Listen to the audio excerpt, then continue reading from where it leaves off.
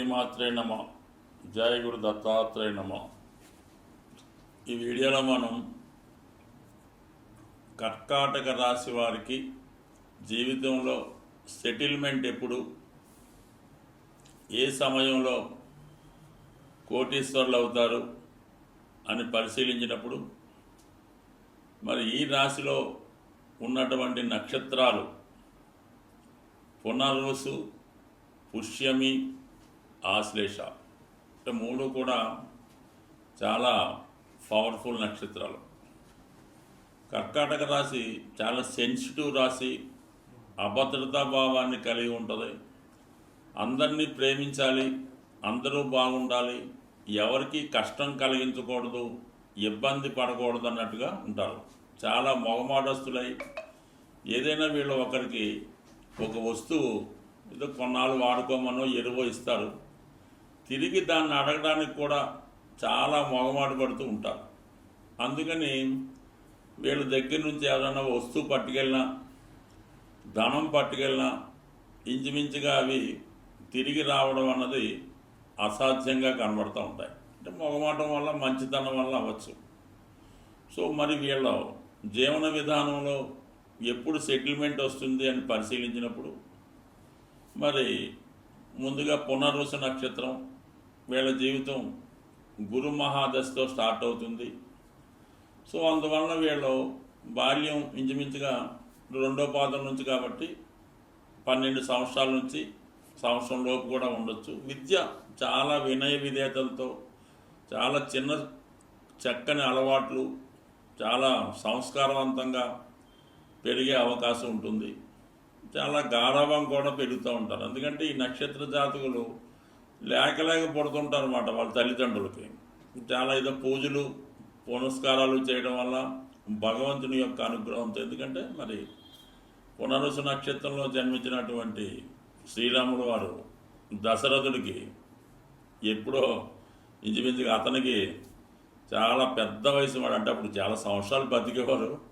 ఆ టైంలో పుట్టాడు కాబట్టి ఎక్కువ గారవం. సేమ్ ఇప్పుడు కూడా అలాగే జరుగుతుంటుంది. అంటే పెద్ద వయసు ఉన్నటువంటి తల్లిదండ్రులకి, అంటే ఇప్పుడంటే ఎక్కువ వయసు తేడా కాదు కానీ ఇంచుమించుగా 35, 36 ఉన్నటువంటి తల్లిదండ్రులు కలుగుతారు.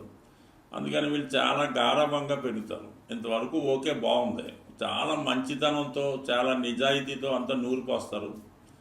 ఈ 15వ సంవత్సరం దాకా 10th వరకు వెరీ గుడ్.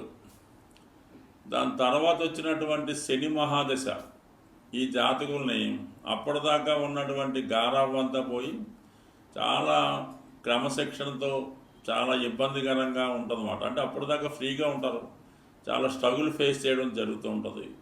ఇది వీళ్ళకి శని మహాదశ రాగానే పేరెంట్స్కి ఏదో ఇబ్బంది కలుగుతుంది అన్నమాట. ఏదో ఉద్యోగపరమైన ఇబ్బంది, వ్యాపారపరమైన ఇబ్బంది రావడం వల్ల అక్కడ నుంచి వీళ్ళు కొంత స్ట్రగుల్సమ్ లైఫ్ నడుస్తూ ఉంటుంది. సో ఈ కారణం వల్ల ఇది 19 సంవత్సరాలు, అప్పుడు ఒక 12 అనుకుందాం. అందుకని చాలామంది 30, 31వ సంవత్సరం వచ్చేదాకా కూడా సెటిల్ అవ్వలేకపోతుంటారు అన్నమాట. అయితే వీళ్ళు తల్లిదండ్రులకి కాకుండా కొంతమంది విదేశం వెళ్ళో, హాస్టల్లో ఉండో, తాతగారి దగ్గర ఉండో చదువుకుంటూ ఉంటారు. బట్ ఏదైనా 30వ సంవత్సరం తర్వాత మాత్రమే జీవితంలో వీళ్ళకి సెటిల్మెంట్ రావడం జరుగుతుంటుంది. వివాహం కూడా సాధారణంగా లేట్ అవ్వడం జరుగుతుంటుంది. దానికి కారణం సప్తమం శని యొక్క స్థానం అవటం వల్ల 31, 32 తర్వాతే వీళ్ళ జీవితంలో బాగా సెటిల్ అయ్యి అక్కడికి 50 సంవత్సరాల మధ్యలోనే ఈ సంతానం, వివాహం వగైరా వగైరా అనేది జరిగి జీవితంలో సెటిల్ అవ్వడం జరుగుతుంది. బట్ ఏదైనా ఒక నిజాయితీ, ఒక పద్ధతిగా వెళ్ళడం అన్నది వీళ్ళ జీవిత ధ్యేయం ఆ విధంగానే వింటుంది. బట్ ఏదైనా సంతోషంగానే నడుస్తుంది 32 తర్వాత. ఇక పుష్యమి నక్షత్రంలో జన్మించిన వారు చాలా అఖండ మేధావులై ఉంటారన్నమాట. అంటే ఈ నక్షత్రానికి గురువు అధిదేవతగా ఉంటాడు. శని నక్షత్రానికి ఆధిపత్యం వహిస్తూ ఉంటాడు. అందుకని ఒక 9, 10 భాగ్య రాజ్యాధిపతి యోగం యాక్టివేట్ అవ్వడం వల్ల జీవితంలో అన్నీ నేర్చుకొని చాలా పర్ఫెక్ట్గా వచ్చిన తర్వాతే జీవితంలో వీళ్ళు బయట ప్రపంచంలోకి ఎంటర్ అవ్వడం జరుగుతూ ఉంటుంది. అంటే మొత్తం మీద ఈ శని మహాదశ వీళ్ళకి బాల్య దశగా 19 సంవత్సరాలు ఉంటుంది. దాని తర్వాత వచ్చే బుధ మహాదశ 17 సంవత్సరాలు ఉంటుంది. ఇంచుమించుగా 36 సంవత్సరాల దాకా చాలా ఆటుపోట్లు ఎదుర్కోవడం జరుగుతూ ఉంటుంది. అన్ని తెలివితేటలు, అన్ని అవకాశాలు, అంత నాలెడ్జ్ ఉన్నా ఈ ఉద్యోగంలో సరైనటువంటి డెవలప్మెంట్ రాదు. వీరి యొక్క తెలివితేటలు ఇతరులకు ఉపయోగపడుతూ వారి జీవితంలో పైకి రావడం జరుగుతుంటుంది. వీళ్ళని ఎదగనివ్వకుండా తొక్కేస్తుంటారు. ఎప్పుడో ఒక ఫైన్ మార్నింగ్ వీళ్ళంతా గమనించి అది లేటుగా ఈ 35-37 సంవత్సరాలు వచ్చిన తర్వాత జీవితంలో బాగా ధనం సంపాదించి 37 నుంచి 54వ సంవత్సరం మధ్యలో బాగా సెటిల్ అవ్వడం జరుగుతుంటుంది. మళ్ళీ 54 నుంచి ఇంచుమించుగా 60 ఆ ప్రాంతంలో కొంతమంది మళ్ళీ ఒకసారి ఒక జర్క్ దెబ్బతిని మళ్ళా తర్వాత 60 తర్వాత వచ్చినటువంటి మహాదశలో బ్రహ్మాండమైన జీవితం అనిపిస్తారు. 80 సంవత్సరం దాకా ఉంటుందన్నమాట. అంటే ఏదన్నా వీళ్ళ జీవితం 60 దాటిన తర్వాత చివరి జీవితమే హ్యాపీగా ఉంటుంది. ఎప్పుడు ఏదో ఒక బాధ్యత ఏదో వీళ్ళ జీవితంలో ఉండడం జరుగుతుంటుంది. దానికోసమే తాపత్రయపడుతూ వారి కోసమే జీవితం అంతా స్ట్రగుల్ పడుతూ ఉంటారు. సాధారణంగా ఇది సహజ రాశి చక్రంలో 4వ రాశి అవ్వటం వల్ల జీవితంలో సుఖపడటం తక్కువ, ఇది ఇతరులకి సుఖపెట్టడం ఎక్కువ జరుగుతూ ఉంటుంది. వివాహ జీవితం కూడా అంతంత మాత్రంగానే ఉంటుంది. ఇక ఆశ్లేష నక్షత్ర జాతకం, ఇది సర్పానికి సంబంధించింది. సర్పం అంటే మామూలు సర్పం కాదు. వాసుదేవుడు అంటే మనకి కృష్ణ పరమాత్ముడు నిద్రించే శేషపాన్పు ఎలాగైతే ఎంత పెద్ద సర్పం ఉంటుందో, అంటే ఇంచుమించుగా ఈ ప్రపంచాన్ని ఈ భూమిని అంతా కూడా అంత పెద్ద సర్పం అన్నమాట. అందువల్ల వీళ్ళ నాలెడ్జ్ కూడా చాలా విపరీతంగా ఉంటుంది. ఎక్కడెక్కడో పూర్వజన్మ జ్ఞానం కూడా ఉండడం వల్ల చిన్న వయసులోనే బాగా విద్యాపరంగా రాణించగలుగుతూ ఉంటారు. అంటే వీళ్ళు అతి మేధావులుగా ఇంచుమించుగా 10th క్లాస్ లోపల అంటే 17వ సంవత్సరం దాకా వీళ్ళకి బుధ మహాదశ యాక్టివేట్ అవుతూ ఉంటుంది. అప్పటి వరకు చాలా మేధావులుగా ఉంటారు.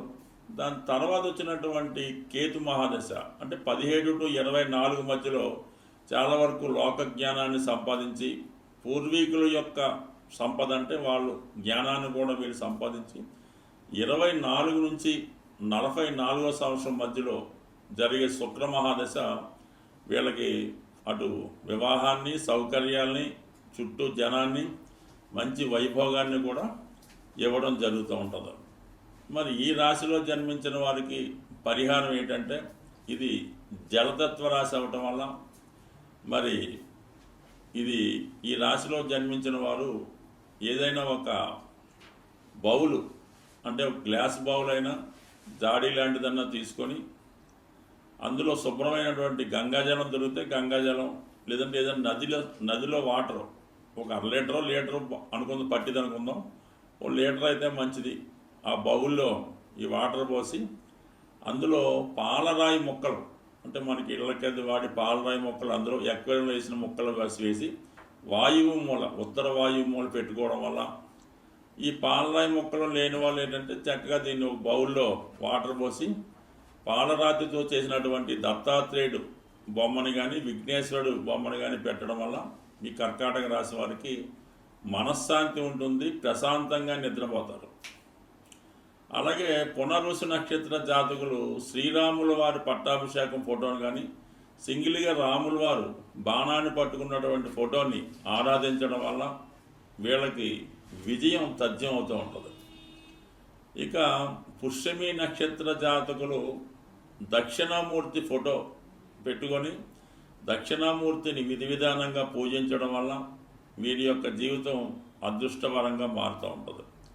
ఇక ఆశ్లేష నక్షత్ర జాతకులు నాగదేవత ఫోటోని పెట్టుకోవడం కానీ, లేదంటే మరి ఈ పాము పుట్టలు, నాగులు వాటికి సంబంధించింది కానీ నాగదేవతను కానీ, లేదంటే మరి శ్రీకృష్ణ పరమాత్ముడు కూడా ఉన్నటువంటి కాళీయమర్దనం ఫోటో కానీ పెట్టుకోవడం, లేదంటే కృష్ణ భగవానుడు శేషపాన్పు మీద నిద్రిస్తున్నటువంటి ఫోటో కానీ, అంటే సింగిల్గా పాము ఫోటో అది పెట్టుకోవడం అంత మంచిది కాదు. కాబట్టి ఈ విధంగా ఒక దేవతతో కలిసి ఉన్నటువంటి ఫోటోని పెట్టుకోవడం వల్ల కంపల్సరిగా వీళ్ళు సోమవారం రోజు ఉపవాసం ఉండడం, లేదంటే మంగళవారం రోజు ఉపవాసం ఉండడం, కంపల్సరీగా ఈ ఆశ్లేష నక్షత్ర జాతి వాళ్ళకి ఏదో విధంగా ఒక సర్పశాపం లాంటిది ఉంటుంది. కాబట్టి సుబ్రహ్మణ్య స్వామి ఆరాధన, నెమలి పించాలు దగ్గర పెట్టుకోవడం వల్ల వీరికి దోష పరిహారమై వీరి యొక్క తెలివితేటలు వీరికి ఉపయోగపడే అవకాశం ఉంటుంది. స్వస్తి.